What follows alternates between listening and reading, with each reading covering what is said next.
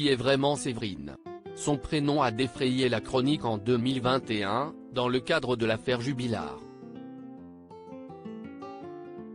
Cette quadragénaire, aide-soignante et maman de 2 grands-enfants s'est vue brutalement sous les projecteurs car elle est devenue la compagne du suspect numéro dans la disparition de l'infirmière de Cagnac-les-Mines, Delphine Jubilard.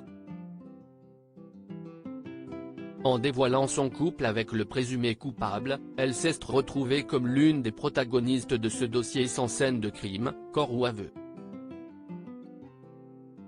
Dans le magazine Paris Match, elle a décidé de revenir sur son vécu et veut rétablir les choses. Elle souhaite que l'on sache ce qu'a été son couple avec le célèbre détenu de la prison de Toulouse Cesse et ce qu'il reste de leur relation. Au cours d'une battue pour chercher Delphine Jubilard après sa disparition dans la nuit du 15 au 16 décembre 2020, Séverine a trouvé un pull. CIST alors qu'elle a contacté le mari de la disparue pour lui faire part de sa trouvaille. De fil en aiguille, ils se voient et un couple naît.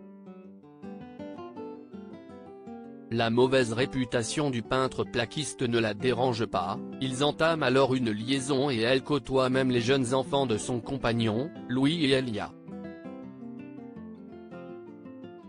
Mais peu après le début de leur aventure au printemps 2021, Cédric Jubilard est incarcéré pour homicide par conjoint.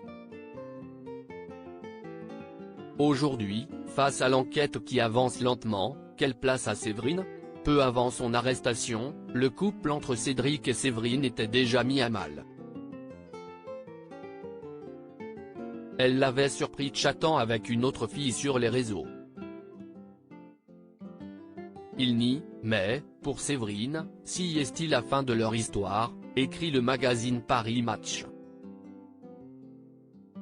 Une romance qui lui a coûté beaucoup, des membres de sa famille qui se sont retournés contre elle et elle a vécu une traumatisante garde à vue pour recel de cadavres, les gendarmes voulaient savoir si le présumé coupable lui avait fait des confidences particulières.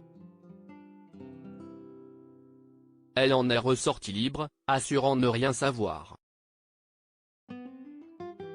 Une rupture qui n'a pas empêché Cédric Jubilard de lui envoyer depuis sa cellule des lettres enflammées. Il faut dire que Séverine est l'une des rares à soutenir l'homme au comportement provocateur. Elle est venue le voir en juillet dernier lors d'une de ses auditions pour lui apporter un peu de réconfort. Séverine avait déjà participé à un documentaire sur le mystère Jubilard, diffusé sur RMC Story. Avec son franc-parler, elle avait déjà voulu rétablir sa vérité. Quand on l'interroge sur le fait qu'elle ait fréquenté un homme accusé du meurtre de sa femme, elle avait répondu qu'on ne juge pas une personne sans preuve. Sur la radio 100%, son avocate avait déclaré, si aujourd'hui elle doute et affirme ne pas être sûre à 100% de son innocence, elle le soutient. Je ne vais pas lui lâcher la main maintenant, avait alors précisé celle qui a reçu 4 lettres durant les fêtes de la part de son ex-amant. Cédric Jubilard reste présumé innocent des faits qui lui sont reprochés jusqu'au jugement définitif de cette affaire.